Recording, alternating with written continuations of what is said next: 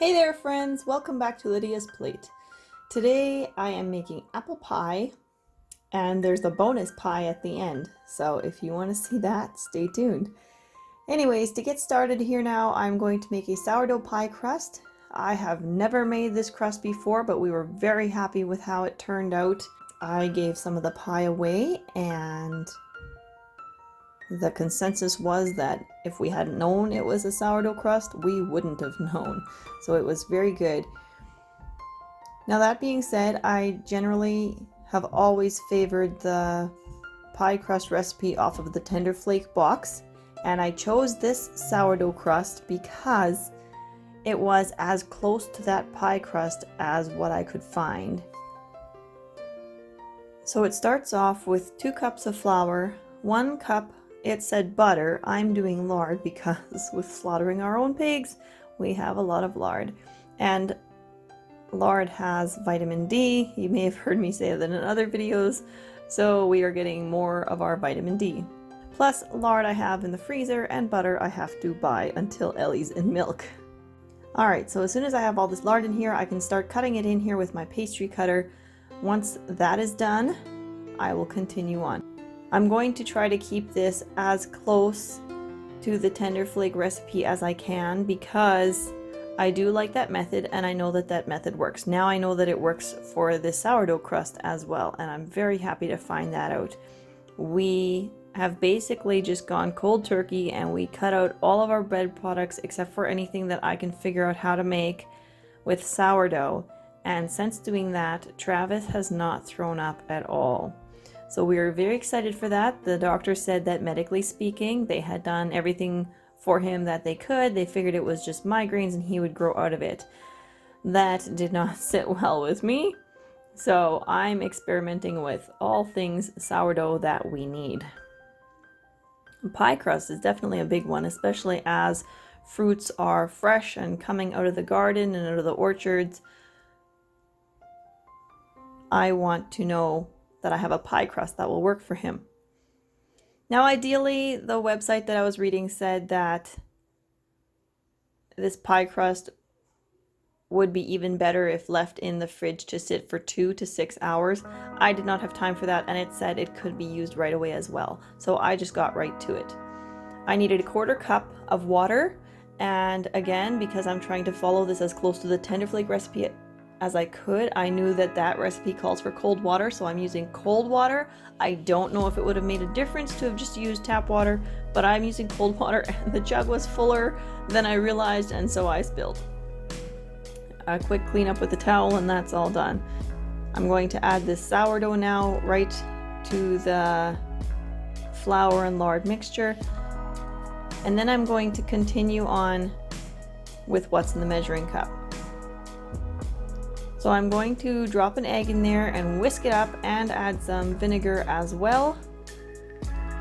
The recipe said to use apple cider vinegar. I chose to use regular vinegar again because that is closer to the Tender Flake recipe. And this video is not sponsored. I'm not sponsored by Tender Flake. We make all our own lard. So definitely not sponsored, but I have been very happy with the recipe on that box. So here we go, 1/4 cup water, a tablespoon of vinegar, and a large egg. I'm gonna whisk that all up, and I was thinking to myself, I'm whisking pretty hard, I'm gonna spill, and sure enough, I splashed it all over my recipe, but that's okay. Now it's ready to go in. It all looks like it's all combined. So there we go. And I'll get this all mixed up until it looks like it's turning into a decent ball. And then I can turn it out onto a floured surface and work it until it's the right consistency. If you've never made pie dough before, it should get to the point where you can work with it and it doesn't stick anymore. It's kind of like when you're working with bun dough. You should be able to mold it, work with it, but it shouldn't make your hands all full of dough that you have dough hands or that it's all sticking to your hands. This was quite sticky still, and I'm curious if possibly it was because I used lard, and I know lard is not a direct ratio 1-to-1 with butter. I think it's more like 3/4 lard to 1 cup butter. but I wasn't concerned. I'm familiar enough with making pie crust. I knew what it should turn out, or I knew how it should turn out, so I figured I would just have to add a little more flour if it was too runny. Plus, the other thing could be that possibly my sourdough starter is runnier than other people's sourdough starter, or perhaps the person who originally came up with that recipe. I think, you know, sourdough culture is right in everybody else's house. Everybody's got their own humidity and climate and the way that they measure. So possibly mine is also just runnier, and I may not have needed that 1/4 cup of water. But it's all good. We were very happy with the amount of dough, and I was very happy with how easily it turned out. It was the same method as the tender flakes, so that for me makes it so much simpler, because if I have to learn a new recipe and learn a new technique, it's a lot more daunting to me than if I can just use an old technique with a new recipe. It's like only half as much to learn then. So there we go. It is really nicely coming together. A little more flour, but it is pretty much ready to go. You can see how the texture has changed. It doesn't look so sticky anymore. It's just really pulling together, kind of like biscuit dough. If you've ever made biscuits, it's the same idea as well. Now the website said that this should make enough for 1 covered pie, but I found out that it's going to make me a whole lot more than that. Maybe I roll my pie dough a lot thinner than other people. I don't know. Maybe it's because of all the liquid issues that I was just talking about earlier, and that because I had to add so much extra flour, maybe that's why. Could be a whole number of things. But anyways, I find the same thing with the tender flake recipe. It makes me more than what the box or recipe says that it will. So maybe it's just me and how I measure and work things. So here we go. You can see how easily it's rolling out. It was very nice to work with. And I'm just going to start assembling this pie.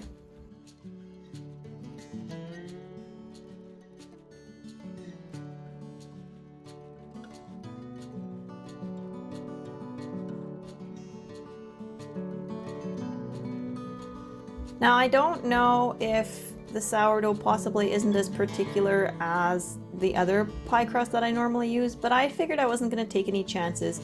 So I did not want to stretch the dough. If you stretch it, that causes shrinking, so then your dough shrinks, and then it pulls your crust apart, and then your filling is more likely to leak out. So I didn't take any chances. I made sure my dough was plenty big enough to go around, that I could very easily place it in as needed and cut off the extra. And I'm not going for looks to win any kind of baking championship here. This is just apple pie, how we like it.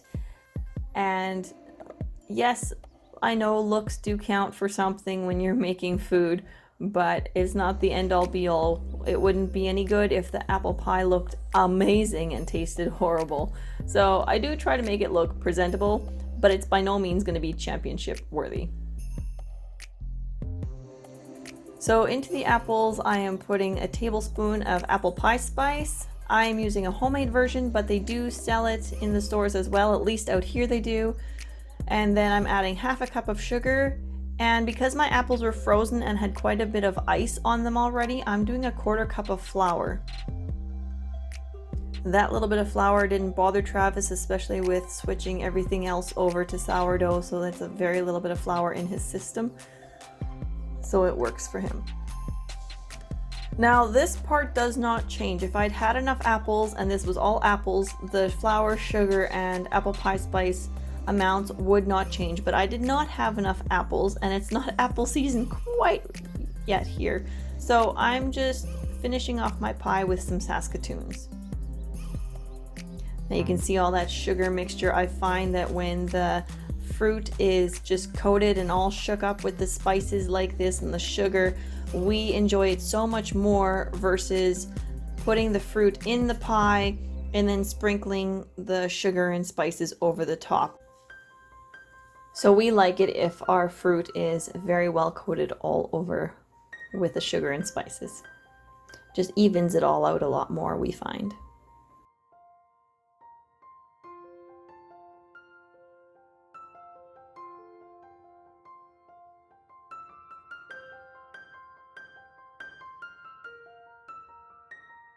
Do we have any pumpkin left downstairs? think I might have enough dough here to do one pumpkin pie. I thought we tried to find it, but we didn't find it. And then I thought somebody did find it. I think so. I just have to dig through a lot of gravity. Yeah? If you find it, I will make a pumpkin pie too. So as you heard, that is the bonus. Pumpkin pie is a favorite here. I would say, oh boy. Pumpkin pie versus apple pie. I'd say those run pretty close. That's a neck and neck race there. We like both and everybody's a fan of either. So I'm not sure if I could say which one is more of a favorite than the other, but nobody's gonna say no if I ask if they want a pumpkin pie as well. So she did find the pumpkin. There was a little bit of debate there if there was going to be any, if any could be found. I knew I had some cubed uncooked pumpkin in the freezer, but that would take a whole lot more time. I didn't have time to cook up pumpkin. If she wouldn't have found pumpkin, I would have just flattened this pie dough into a disc, kind of like the size that I make to start off with the pie here, and then I would have wrapped it in saran wrap and thrown it in the freezer.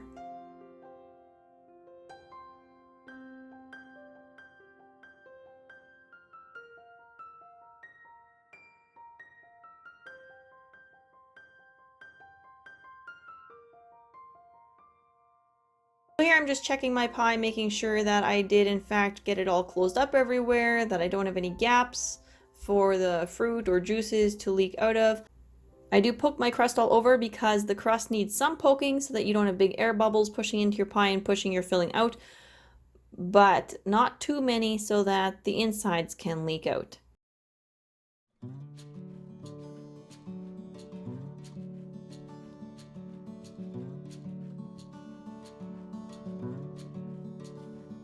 Now here I'm also just quickly making a few vents on the top of the pie for the air to escape.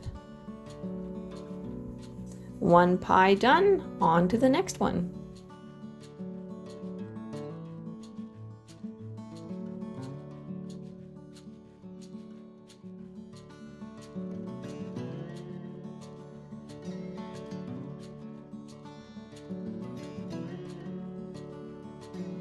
So the disc of dough right here in my hand is the size that I would saran wrap and put in the freezer if I wasn't making another pie.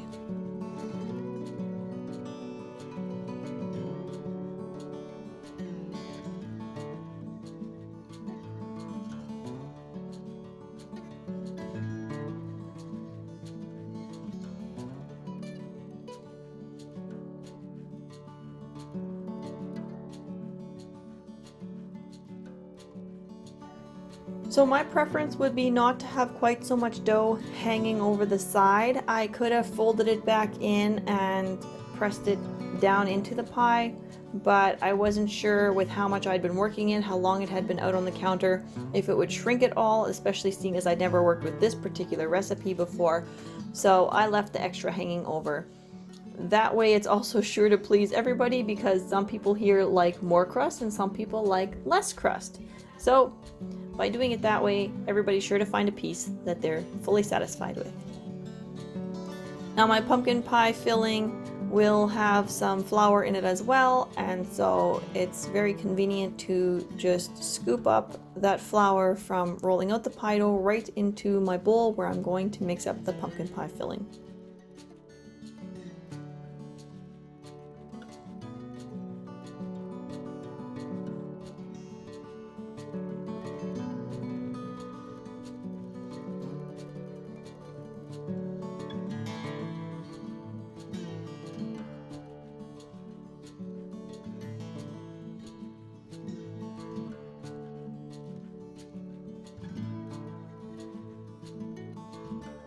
If you're curious how I make my pumpkin for in the freezer for pumpkin pie filling, I can definitely show that in a future video. It's not as difficult as it sounds, and the recipe that I use is super easy. At least I think it is.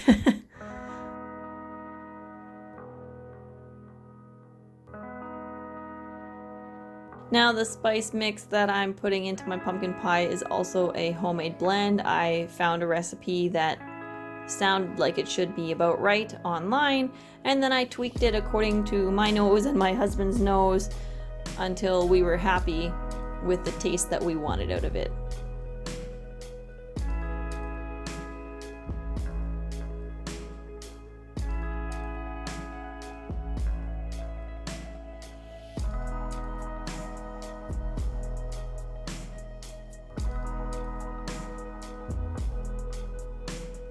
These are eggs that we will not sell because they were found just randomly out in the grass. So we weren't sure how many days they were out there. Not eggs that I'm going to sell if I don't know how fresh they are. And so that is also why I'm smelling each egg. I look at it to make sure that it looks right, and then I smell it to make sure that it doesn't smell. And then I know that it's safe to use. So whisk up those 3 eggs, and then as soon as I have this pumpkin thawed, I can get it all in there and keep mixing up the rest of the filling.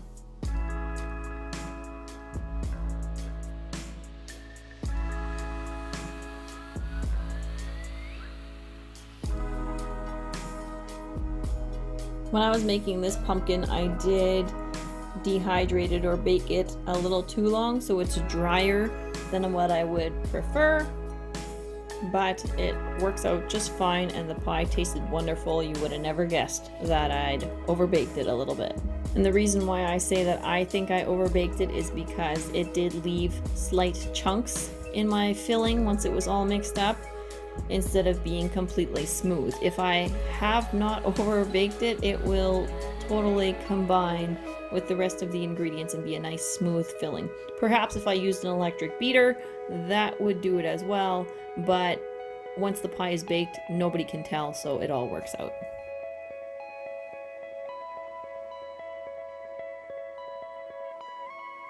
So normally this pumpkin pie would have 1 tablespoon of pumpkin pie spice as well. The kids love to come smell it, but there was such a little bit left in the container, I just dumped it all in. We don't mind our pies to be a little spicier rather than not spicy enough, so I just dumped that last little bit in. It probably ended up being like half to 1 teaspoon, so it really wasn't that much when I'm already putting in a tablespoon.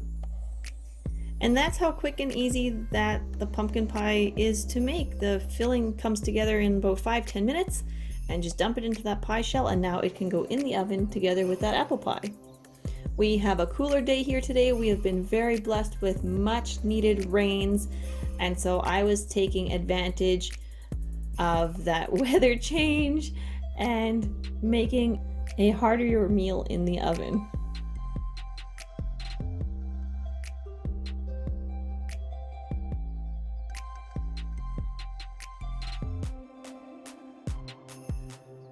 The kids enjoy coming and smelling the pumpkin pie before it's even baked because it just smells so good. So I've added the remaining ingredients, which are some pumpkin pie spice, sugar, milk, a little bit of flour to thicken everything up, and a little bit of salt to bring out the flavors. I will include both recipes for the apple pie and the pumpkin pie and the sourdough crust in the description box with all of my variations that I make.